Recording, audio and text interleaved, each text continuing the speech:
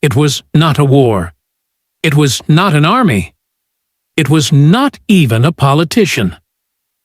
It was a box of tea, tossed into a harbor that ignited the greatest revolution the world had ever seen. But behind that moment was a century of anger, betrayal, and ambition boiling beneath the surface. This is the true story of how a simple protest changed the destiny of nations forever. In the early 1700s, life in the American colonies was a mixture of loyalty and quiet resentment. The colonists saw themselves as British subjects, proud of their heritage and proud to be part of the growing British Empire. Yet, they lived an ocean away from the crown. And across that distance, cracks began to form. The colonies were booming. Trade routes stretched from Boston to London, from New York to the Caribbean, carrying sugar, tobacco, cotton, and of course, tea. But prosperity came at a cost. Britain had begun treating the colonies less like partners and more like property. The Navigation Acts had already restricted American trade. Goods could only be shipped on British ships, taxes were imposed, and profits were siphoned back to London. Still, the colonists endured. They built their towns, their farms, their assemblies. They elected their own leaders in places like the Virginia House of Burgesses. They believed that being British meant having rights, the right to representation, the right to speak, the right to be free men. But in London, the colonies were not seen as equals. They were seen as a resource. And soon, the price of being part of the empire would rise sharply. In 1754, war erupted. The French and Indian War, as it would later be called in America, was part of a massive global conflict known as the 7 Years' War. Britain emerged victorious, but the cost was staggering. The empire was buried under a mountain of debt, and someone had to pay. The solution was simple and brutal. The colonies would be taxed. First came the Sugar Act, quietly raising duties on molasses and rum. Then the Stamp Act, forcing colonists to buy special paper for everything from newspapers to legal documents. Then the Townshend Acts, taxing glass, paper, and tea. Each new law felt like a tightening noose around the neck of the colonists, and with each new tax, a dangerous idea began to grow. No taxation without representation. If Parliament could pass laws and taxes without a single voice from the colonies, what rights did the colonists really have? Petitions were sent. Letters written. Delegates traveled across the ocean to plead their case. But their words were ignored. In London, the Americans were seen as spoiled children, unwilling to pay their fair share. In America, Britain was beginning to look less like a mother country and more like a tyrant. In the taverns of Boston, over mugs of ale, men gathered to grumble and plan. In the halls of Philadelphia and the streets of New York, newspapers printed fiery editorials. A storm was building, and at its center, one simple commodity would soon become the symbol of resistance: tea. The tension thickened. In the wake of the Stamp Act and the Townshend Acts, the American colonies had entered a new phase of unrest. Protests grew louder. Boycotts of British goods spread from town to town, led not by soldiers or politicians, but by ordinary merchants, farmers, and craftsmen. Nowhere was the anger more fierce than in Boston. The city had become a furnace of rebellion. Here, names like Samuel Adams and John Hancock began to echo in the streets. Samuel Adams, a failed businessman but a brilliant agitator, organized resistance with a clarity and passion few others could match. he helped create the Sons of Liberty, a secret society devoted to opposing British policies through protests, pamphlets, and persuasion. Meetings were held in the dim corners of taverns, behind closed doors, far from the ears of loyalists and British informants. Plans were whispered over mugs of ale, as smoke from pipes curled toward the low wooden ceilings. Britain, growing alarmed, decided to assert its control. In 1768, British troops marched into Boston, their red coats gleaming under the autumn sun. They were meant to enforce order, but their presence only deepened the resentment. The soldiers were seen as invaders. Tensions ran high. Fights broke out. Insults were hurled. And then, on a cold March evening in 1770, the inevitable happened. The Boston Massacre. It began with snowballs and insults, and ended with gunfire. 5 colonists lay dead. Among them, Crispus Attucks, a man of African and Native American descent, who would be remembered as the first martyr of American liberty. The news spread like wildfire. Pamphlets portrayed the massacre as a brutal attack on innocent citizens. Engravings by men like Paul Revere showed red-coated soldiers firing into a helpless crowd. Facts blurred into legend. The massacre became a symbol, a rallying cry. In London, Parliament tried to ease tensions by repealing most of the hated Townshend taxes. But they left one tax standing, stubbornly, arrogantly, the tax on tea. It was not about the money. It was about the principle. Parliament wanted to prove it had the right to tax the colonies. The colonists saw it as proof that their voices meant nothing. As the years passed, boycotts of British tea continued. Colonists brewed their own herbal blends, mockingly called Liberty Tea. British ships sat in harbors with cargo they could not unload. But Britain was not ready to back down. Instead, they doubled down. In 1773, Parliament passed the Tea Act. It allowed the British East India Company, struggling under its own debts, to sell tea directly to the colonies, bypassing middlemen, undercutting American merchants, and reinforcing British authority. To London, it seemed like a clever solution. Cheaper tea should make the colonists happy. But to America, it was a trick, a trap disguised as generosity. If they accepted the tea, they accepted Parliament's right to rule them. The trap was set. The ships were loaded. The winds of rebellion blew stronger than ever. And in Boston, the stage was set for a protest unlike any the world had seen. The Tea Act sailed across the Atlantic alongside crates of British cargo. But what arrived in the colonies was not relief. It was as rage. The ships carried more than tea. They carried a message. The message was clear. Parliament still ruled, and the colonies would submit. In Boston, the anger exploded. Public meetings were called. Men and women gathered in Faneuil Hall, the beating heart of Boston's politics, to debate and to defy. The tea must not be unloaded, they declared. If it touched the docks, the tax would be enforced, and the colonies' resistance would be broken. Patriot leaders, including Samuel Adams and John Hancock, stirred the crowds with fiery speeches. No tea, no submission. In the shadows, the Sons of Liberty planned their next move.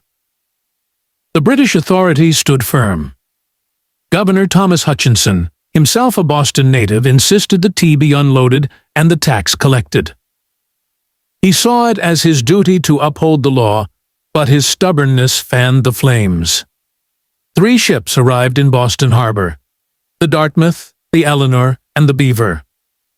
Each carried hundreds of chests of British East India Company tea. The captains hesitated. They knew trouble was brewing, but law and loyalty bound them to deliver their cargo. For days, tension gripped the city. Guards watched the ships. Patriots blockaded the docks. The deadline for unloading loomed closer. Under British law, if the cargo was not unloaded after 20 days, the ships could be seized and their goods confiscated by customs officials. The Sons of Liberty knew they had to act before that day came. The symbolism of tea ran deeper than politics. For many Americans, tea had become a luxury tied to British oppression. To drink British tea was to accept British rule. Patriots drank coffee, or brewed their own herbal mixtures, refusing to support the British trade. Mothers taught their children to boycott British goods. Families burned their tea in public ceremonies. Shopkeepers refused to stock imported leaves. In taverns, in churches, even on the streets, conversations turned to the same question. Would they submit? Or would they resist? In Boston, resistance had already become a way of life. The people were ready. The harbor waited. The storm was about to break. December 16th, 1773. Boston shivered under a sharp winter wind. The sun had set early, plunging the city into darkness. Candles flickered behind frosted windows. The streets, usually alive with merchants and sailors, were quieter than usual, as if the city itself was holding its breath. Inside the Old South Meeting House, over 5,000 men had gathered, shoulder to shoulder, packed so tightly that breathing felt like an effort. The mood was electric. Patriot leaders, Samuel Adams among them, addressed the restless crowd. There was no longer any hope that Governor Hutchinson would allow the ships to return to England. The time for words was ending. As the final debate echoed off the timbered walls, a strange sound stirred outside. The distant beating of drums. The cries of men in the streets. The signal had been given. A group of men, some disguised as Mohawk warriors, others simply cloaked against the cold, emerged from the shadows. Faces blackened with soot. Clothes rough and simple. Axes and hatchets, glinting faintly under the moonlight. They moved silently toward the harbor. There was no confusion, no chaos. Everything had been planned. They marched to the Dartmouth first. Without hesitation, they climbed aboard. Sentries posted along the wharf offered no resistance. Whether out of sympathy or fear, they stood aside. On the decks, the men went to work with brutal efficiency. They smashed open the heavy chests of tea, pried the lids free, and heaved the contents into the black water below. Crate after crate. Chest after chest. The harbor frothed with thousands of pounds of tea leaves, swirling like dark clouds beneath the icy surface. The Eleanor and the Beaver met the same fate. The work was methodical, almost ritualistic. No one stole. No one pocketed goods. Nothing was damaged beyond the tea itself. Observers gathered along the docks, silent witnesses to history. Women clutched their cloaks tighter around them. Children stared wide-eyed from behind barrels and lampposts. Some loyalists looked on in horror. But many others, the silent majority of Boston's common people, watched with a deep and burning pride. They knew this night was not merely a protest. It was a message. Hours later, the work finished. The disguised patriots disappeared back into the labyrinth of the city's narrow streets. The harbor was eerily quiet, broken only by the soft lapping of waves against the hulls of empty ships. In the gray dawn that followed, the extent of the action became clear. 90,000 pounds of tea had been destroyed. a fortune sunk to the bottom of the harbor. An insult hurled across the Atlantic straight into the face of the British crown. Boston had crossed a line. There would be no turning back. The Tea Party was not an act of madness. It was not drunken lawlessness. It was a deliberate, disciplined blow against injustice.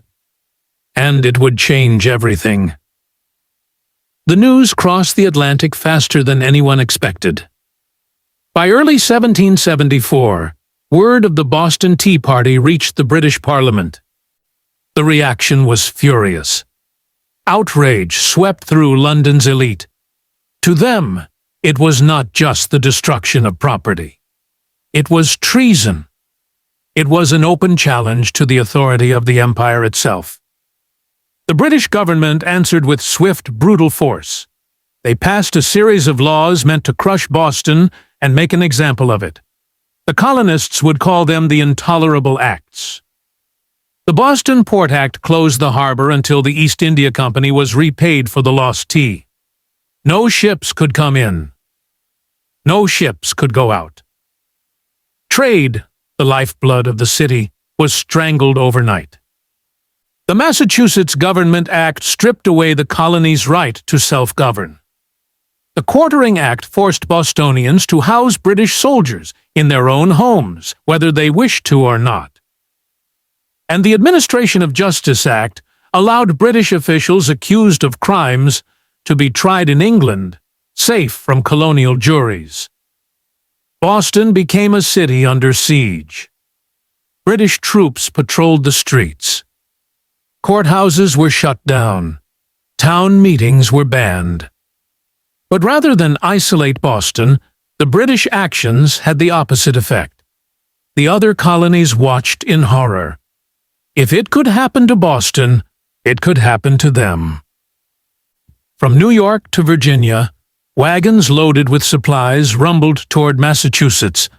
Flour, cattle, money, even firewood sent in solidarity. Prayers for Boston were said in churches across the colonies. Newspapers printed fiery editorials denouncing the tyranny of Parliament. A new unity began to take shape. Leaders who once hesitated now stepped forward. In Virginia, a fiery young lawyer named Patrick Henry warned his fellow colonists that the time for caution was ending. "Give me liberty, or give me death," he would soon proclaim. In Philadelphia, plans were laid for a gathering of Congress of the colonies to decide their common response. In September 1774, representatives from 12 of the 13 colonies met at Carpenter's Hall, the First Continental Congress. They petitioned the king for relief, but they also prepared for resistance.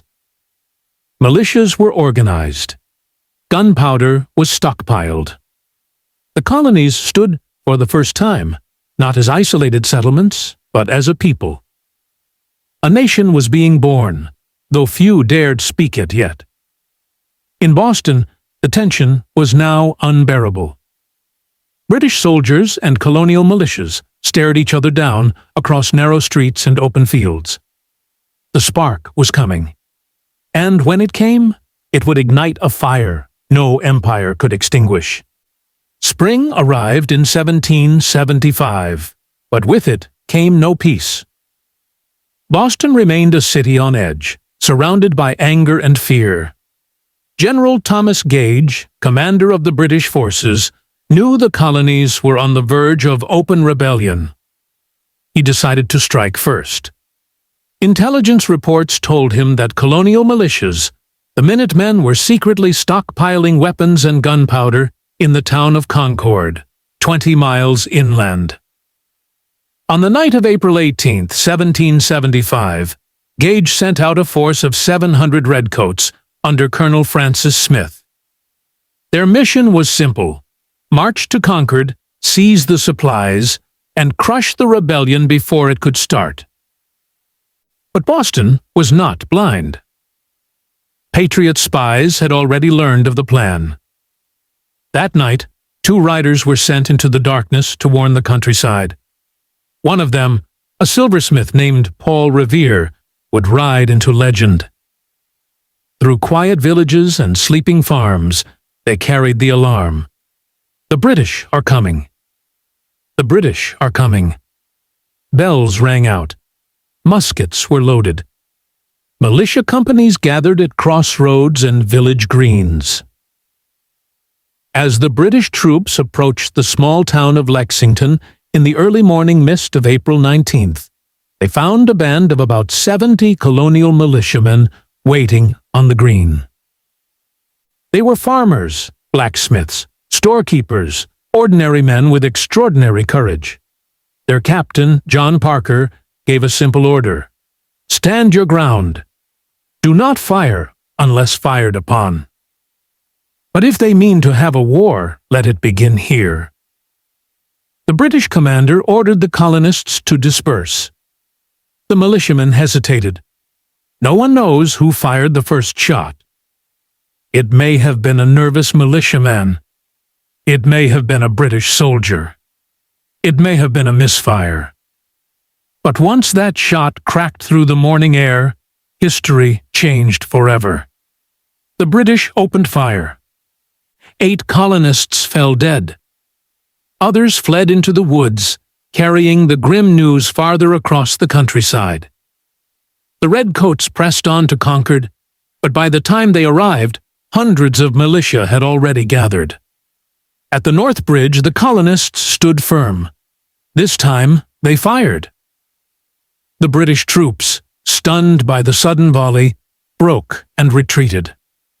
The long march back to Boston became a running battle.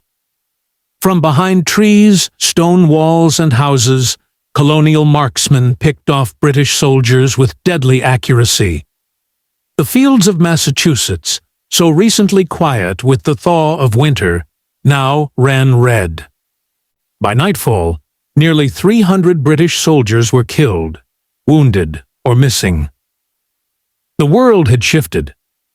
No longer were the colonists protesting taxes. No longer were they pleading for representation.